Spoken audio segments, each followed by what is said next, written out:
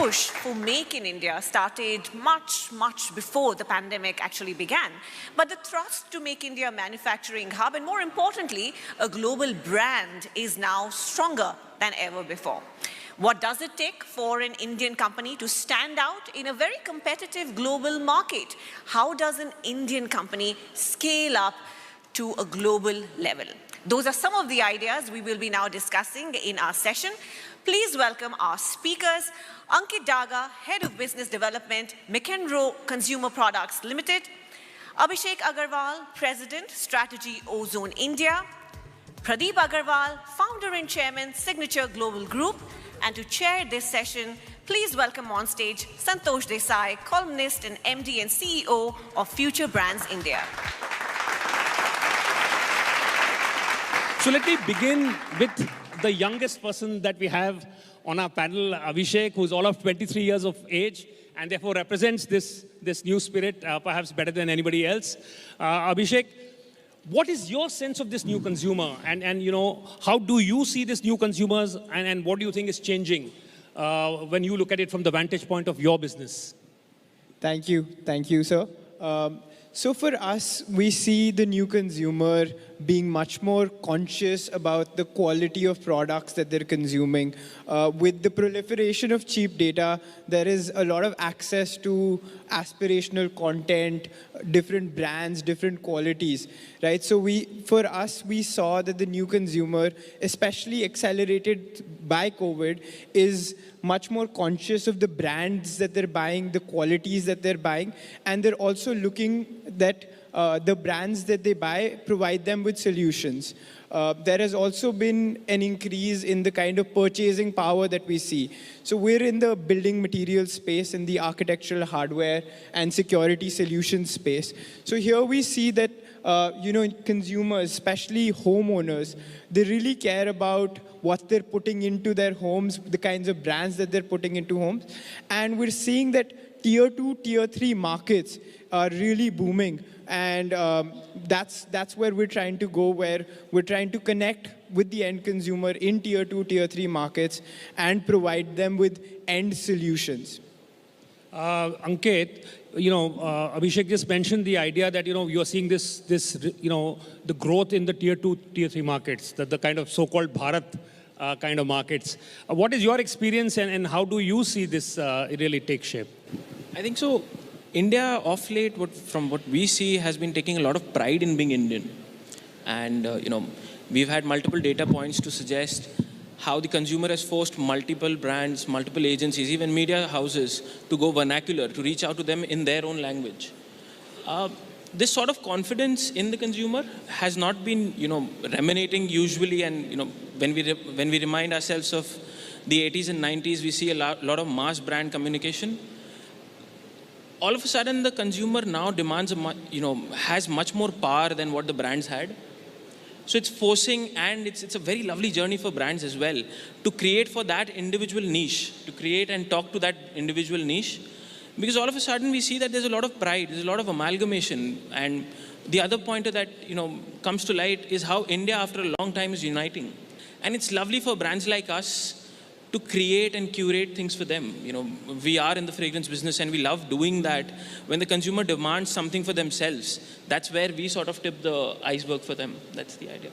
Pradeep, real estate is one of those sectors which really, is the heart. The housing need is something which is such a basic need. So from that perspective, how have you seen, what is your sense of how things are changing? What is really rising, and what kind of aspirations are coming to the fore?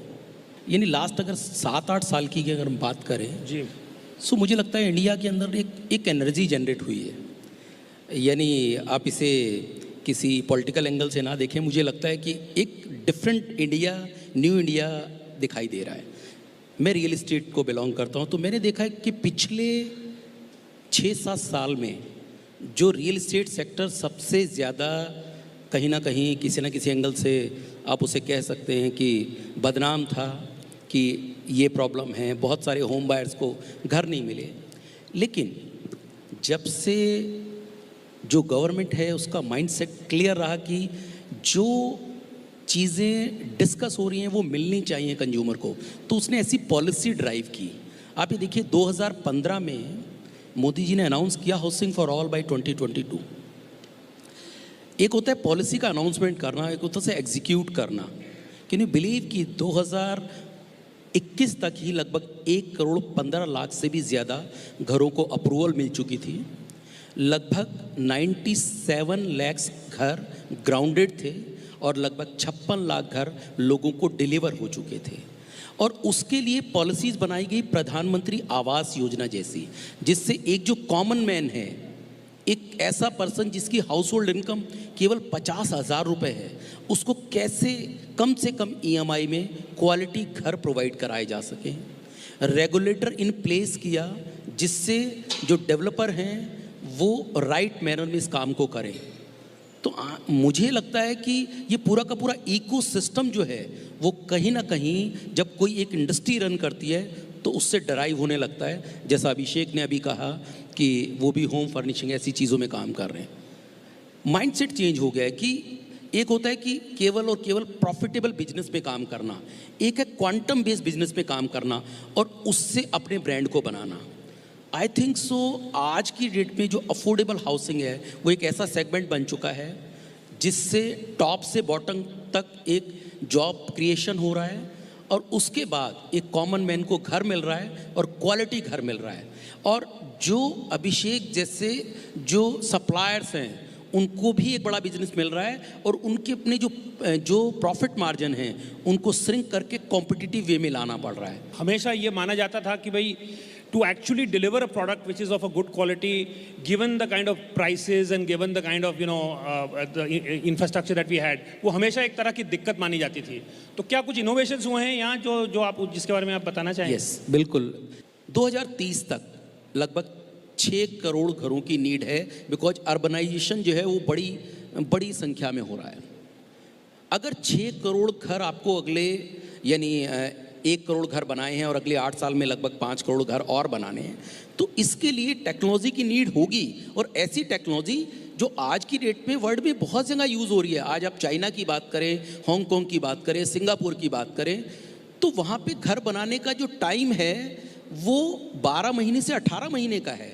India में आज भी ये time 4 साल का है। मुझे लगता है जो टेक्नोलॉजी है वो बहुत बड़ा रोल प्ले करने वाली है आने वाले टाइम में। One thing that you had mentioned, Ankit, was this the fact that this kind of the fact that the differences across regions etc. seem to be narrowing, and there is in some senses a sense of a common kind of a mindset or at least common reference points that seems to be emerging.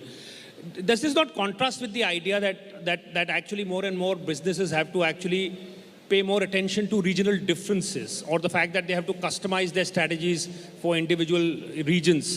So, I mean, how do you reconcile these two different kind of ideas? To be very fair, it's not about bifurcating and looking at different sections of the community or states essentially. It's more about creating relevance. The point of view that came across was the consumer now demanding more power from the brands back.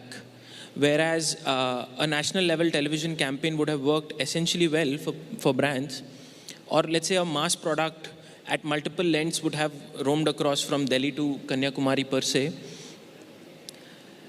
Each state and each preferences in tastes are now being catered by multiple brands. Yes, there are consumers who now take pride in wearing their in speaking the language, in wearing their own custom clothes.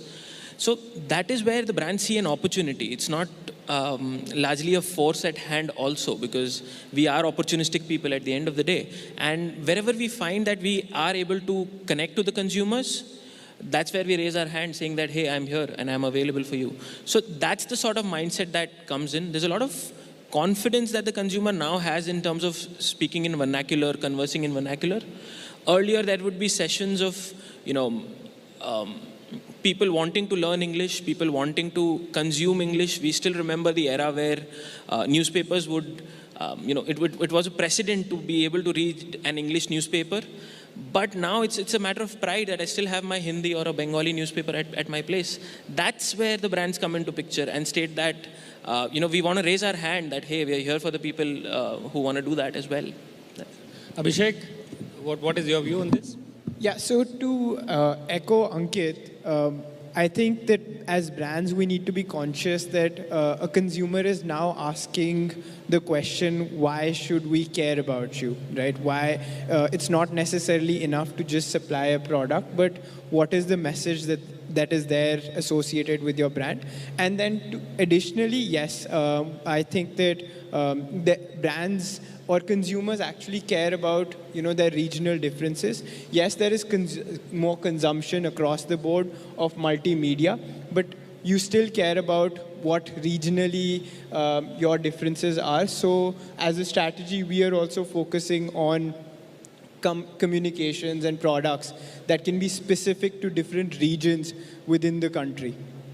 Pradeep, हम जब बात कर रहे थे तो आपने ये mention किया था कि कोविड की वजह से काफ़ी चेंजेस आए थे और उसकी वजह से कुछ नई अपॉर्चुनिटीज़ भी दिख रही हैं। तो क्या आप किस तरह का कोविड की वजह से क्या चेंजेस आए हैं आप? आज आप देखिए, बिफोर कोविड जो सीन था, मैंने बहुत सारे लोगों को देखा जब वो घर के लिए डिसीजन लेते थे, सो वो कंपेयर कर रहे होते थे कि जो हाउसिंग यील्ड है वो नॉर्मली डराइव करती है 2.5% के नियर अबाउट, एंड मार्केट में जो अदर अपॉर्चुनिटी थी वो 8%, 9% और मोर देन 10%. सो नॉर्मली उसका माइंडसेट रहता था कि मैं जो अपनी इन्वेस्टमेंट है हायर यील्ड में इन्वेस्ट करूं और अपने लिए जो घर है वो मैं रेंट पे भी बियर कर सकता हूं, माइट भी मैं जहां काम करता हूं उसके सराउंडिंग ही ले लूं, क्यों मुझे ज़रूरत है कि मैं एक घर परचेज़ करूं. लेकिन आप देखिए कोविड ने क्या चेंज किया. जब कोविड की फर्स्ट वेव आई तो उस वक्त लोगों ने जो किराए के मकानों में थे उन लोगों ने पहली बार पूरा बिहेवियरल चेंज देखा अपने लैंडलॉर्ड के अंदर, कि क्योंकि यानी सिचुएशन बिल्कुल एंटायरली चेंज थी. जैसे ही कोविड की जो फर्स्ट बार अनलॉक होना शुरू हुआ, लोग घरों के ऊपर, यानी जबकि बहुत सारे वेबिनार्स में डिस्कस हो रहा था कि जॉब्स लॉस होगा बहुत सारा, कौन घर खरीदेगा, लेकिन real estate company like us बहुत डिफरेंट एक्सपीरियंस था कि जैसे ही अनलॉक होना शुरू हुआ लोग ऐसे घर खरीद रहे थे कि जैसे ये पता नहीं दोबारा मिलेंगे या नहीं मिलेंगे. तो उसका बेसिक रीज़न समझने की कोशिश की तो यही मिला कि सर जो हमने उस कोविड टाइम में फील किया है वो चीज़ अब हम समझ गए हैं कि हमें छोटा या बड़ा कैसा भी हो एक घर हमारा ज़रूर होना चाहिए. और कहीं ना कहीं वो चीज़ ऐसी डराइव हुई कि आप लास्ट 3 साल की बात करें, 2 से 3 साल की, तो रियल इस्टेट जो है एंटायरली चेंज हो चुका है. Any other experiences that any one of you may have about how, and not just in the immediate short run, but do you see this in any way fundamentally changing anything at a consumer level? I think so. A lot of value of work-life balance was learned. Value of quality of life was learned. People living in metropolitan cities essentially got a chance to go back to their homes that they called. They learned after a very long time, the urban India sort of learned what rural India was living through and the changes that it went through. There was a newer perspective to that generation that came back again post-COVID. There's a lot of data to support that people are coming back to the cities for jobs and all of that. But that perspective now of a quality of life that you want to share is a very interesting change for us to map. To be very fair, that hasn't settled yet, is what I would like to sort of comment on. It still needs to, the guy who's went back and come back again to the urban India now needs to contemplate what he wants now, in the sense, what are the choices that he makes in terms of work-life balances? What are the sort of jobs that he applies for? What is the sort of work that he wants to do? Because to be very honest, urban India had rural India had a lot more entrepreneurship then, with smaller businesses essentially. That also adds to the wave of entrepreneurship that we are seeing.